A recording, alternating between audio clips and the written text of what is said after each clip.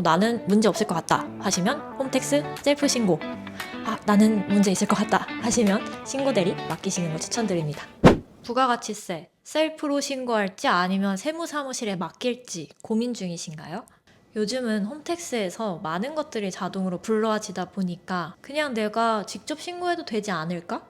근데 또 막상 혼자 신고하려니 좀 찝찝하네. 이런 고민하시는 사장님들 정말 많으십니다. 오늘은 사업 초기 사장님들을 위해서 부가가치세 신고할 때 주의해야 할 점 3가지 말씀드리고 어떤 경우에 셀프 신고하시는 게 좋은지 정확하게 핵심만 전달드리겠습니다. 첫 번째 주의사항, 신용카드 사용액을 공제 받으실 때는 홈택스에 나와 있는 그대로 받으시면 안 됩니다. 이게 무슨 말이냐면 기장 상담을 오셔서 제가 그동안 부가세 신고 어떻게 해오셨어요? 이렇게 여쭤보면 정말 많은 사장님들이 홈택스에 그냥 자동으로 공제 불공제 나뉘어서 불러와지던데요? 그냥 그대로 신고했어요. 이렇게 말씀을 주세요. 그런데 그렇게 하시면 안 됩니다. 예를 들어서 제가 이 마이크를 쿠팡에서 샀어요. 그런데 쿠팡은 국세청 기준으로는 모두 다 불공제라고 표시가 되어 있습니다. 이마트 같은 대형 마트들, 밥을 먹는 음식점, 주유소 이런 곳들 전부 다 일괄적으로 불공제로 입력이 되어 있어요. 그런데 대형마트에서 저희가 사무용품들을 사거나 직원들이랑 음식점에서 회식을 하거나 아니면 경차, 9인승 이상 승합차, 봉고차, 트럭 이런 업무용 차량들을 운행하고 있거나 이러면은 다 공제가 되는 항목들이거든요. 그런데 국세청에서는 업종을 기준으로 판단을 하기 때문에 전부 다 불공제 항목으로 찍혀 있다라는 말씀입니다. 이거를 직접 하나하나씩 공제로 바꿔주셔야지, 만약에 안 받고 그냥 넘어갔으면 6개월, 1년치 합치면은 몇 천만 원 됩니다. 너무 아깝죠. 이런 얘기 들으면 제 배가 다 아프고, 이 금액이 정말 크면은 이전에 신고했던 것들도 다시 공제를 받을 수 있게 재신고를 해드리고 있습니다. 두 번째, 애초에 홈택스에서 조회가 안 되는 비용들도 있어요. 홈택스에 등록한 신용카드 내역 중에서도 해외 결제 내역, 요즘 GPT, 클로드 AI, 제미나이 이런 것들 많이 사용하시는데 그렇게 해외 달러로 결제된 내역들은 홈택스에 불러와지지 않습니다. 그리고 홈택스에 애초에 등록하지 않은 신용카드 내역 중에서도 제가 사업용으로 쓴 내역들은 부가세 공제를 받으실 수 있는데 이런 것들은 다 엑셀 파일을 따로 받으셔서 직접 넣어주셔야 돼요. 그리고 또 마음이 아픈 것 중에 하나가 현금 영수증을 발급을 받으셨는데 핸드폰 번호로 발급받으시는 사장님들이 계세요. 사업자 등록번호로 발급을 받으셔야 이 부가세 신고하실 때 공제 항목으로 불러와집니다. 또 아예 현금 영수증조차 받지 않은 현금 결제 내역들도 있어요. 사업장 관리비, 전기세, 핸드폰 통신비 이런 것들은 자동 이체되는 경우들이 많다 보니까 현금 영수증이나 세금 계산서 발행을 신청을 안 해두시면 당연히 조회가 안 됩니다. 그리고 요즘 들어서 많아지는 게 네이버페이나 카카오페이를 자동 충전으로 결제를 하셔서 쏠쏠하게 2%씩 적립금 받으시는 분들 많으시죠? 이것도 밑에 반드시 사업자 등록번호로 현금영수증 발행 신청을 해주셔야 부가세 공제 받으실 수 있어요. 마지막 3번째, 이거는 결이 조금 다른데 바로 매출 누락입니다.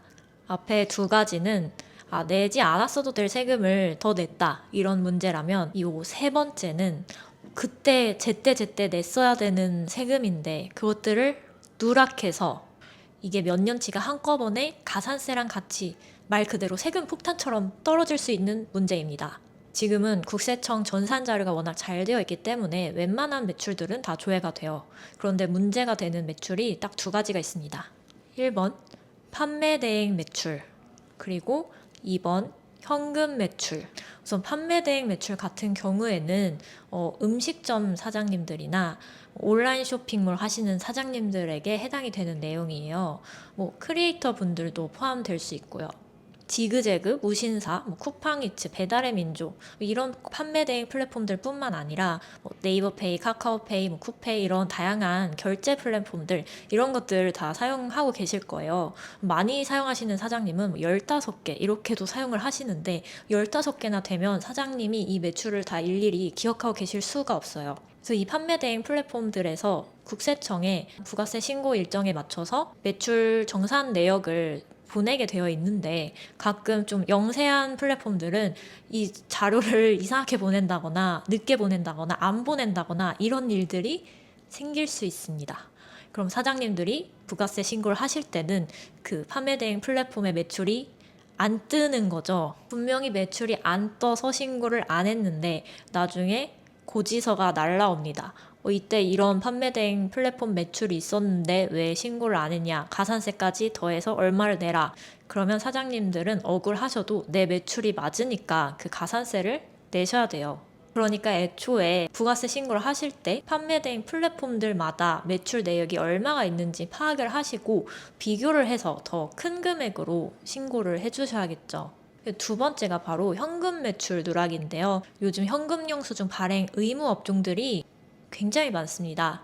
소비자와 거래하는 업종들은 거의 다 해당이 된다라고 생각을 하시면 되는데 이제 일반 소비자 또는 소비자로 위장한 경쟁사 이런 것들에서 현금 영수증 발행을 안 해줬다라고 신고를 하는 경우가 생각보다 많아요. 이렇게 신고가 되면은 당연히 조사가 나오겠죠. 이렇게 여러 해에 걸쳐 쌓인 이런 매출 누락 건들이 한꺼번에 고지서가 날아오면 말 그대로 정말 목돈이 되어버려서 낼 수 없는 경우들도 많아요.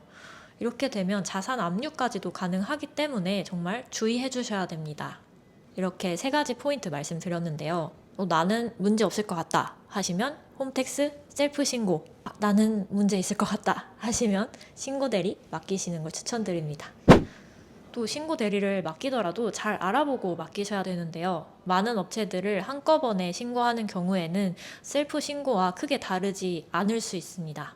기계적으로 이렇게 제한된 시간 안에 많은 일을 해야 하기 때문인데요. 그래서 신고 대행 맡기실 때는 수수료도 물론 확인을 하셔야겠지만 내 일이 어떻게 처리가 되는지에 대해서 미리 꼭 확인을 해보셔야 됩니다. 조금이라도 더 공제받을 수 있는 항목은 없는지, 빠진 증빙은 없는지, 누락되는 매출은 없는지 이런 것들을 다 꼼꼼하게 체크해주는 곳에 맡기셔야겠죠. 그리고 또 부가세 신고 대리를 맡기고 나면 굉장히 좋은 상담 퀄리티로 상담을 받으실 수 있습니다.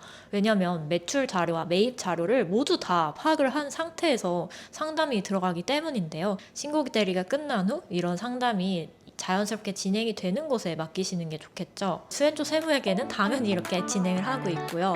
부가가치세 신고 대리 접수를 받기 전에 충분한 상담을 통해서 정말 신고 대리가 필요한 사업장인지 아니 그냥 혼자 하셔도 되는지 이런 것들을 판단을 해드리니까요. 아직까지도 잘 모르겠다 하시는 분들은 상담 받아보시는 것도 좋은 방법입니다. 고정 댓글에 있는 링크로 상담 신청 가능하시고요. 하루 이틀 내에 연락드리고 있습니다. 저는 다음 영상으로도 부가가치세 세무 상식 가지고 오도록 하겠습니다.